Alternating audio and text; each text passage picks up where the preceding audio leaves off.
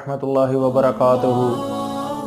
हमसाये को तकलीफ़ देने के गुनाह के बारे में बात करते हैं।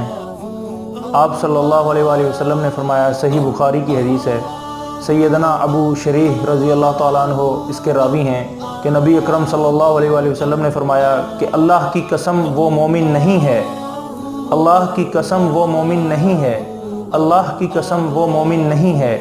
तो दरियाफ़्त किया गया कि या रसूल अल्लाह सल्लल्लाहु अलैहि वसल्लम वो कौन शख्स है? तो आप सल्लल्लाहु अलैहि वसल्लम ने फरमाया कि जिसका पड़ोसी उससे तकालीफ़ उठाता हो, यानी कि जिसका पड़ोसी अपने पड़ोसी से तकलीफ़ उठाता हो, अपने पड़ोसी को जो तंग करता हो, उसके बारे में आप सल्लल्लाहु अलैहि वसल्लम ने 3 दफ़ा अल्लाह की कसम उठाकर कहा कि वो मोमिन नहीं है।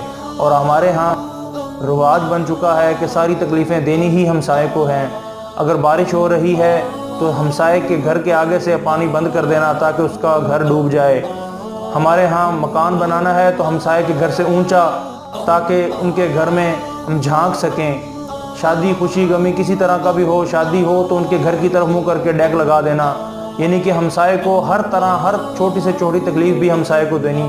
तो हमसाये के 3 तरह के हकूक़ होते हैं। एक कि अगर आपका हमसाया गैर मुस्लिम है तो उसका एक हक़ है आप पर कि वो आपका हमसाया है, खा वो गैर मुस्लिम ही क्यों ना हो।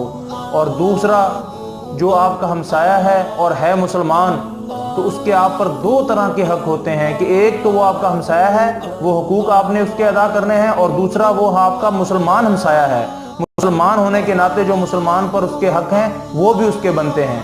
और इसी तरह तीसरा जो है वो आपका रिश्तेदार है।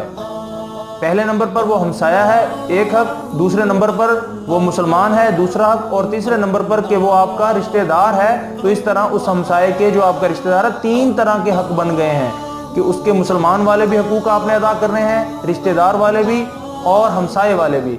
और हमारे यहाँ रिश्तेदार हमसाया होता है तो सबसे ज़्यादा तकलीफ़ ही उसको दी जाती है।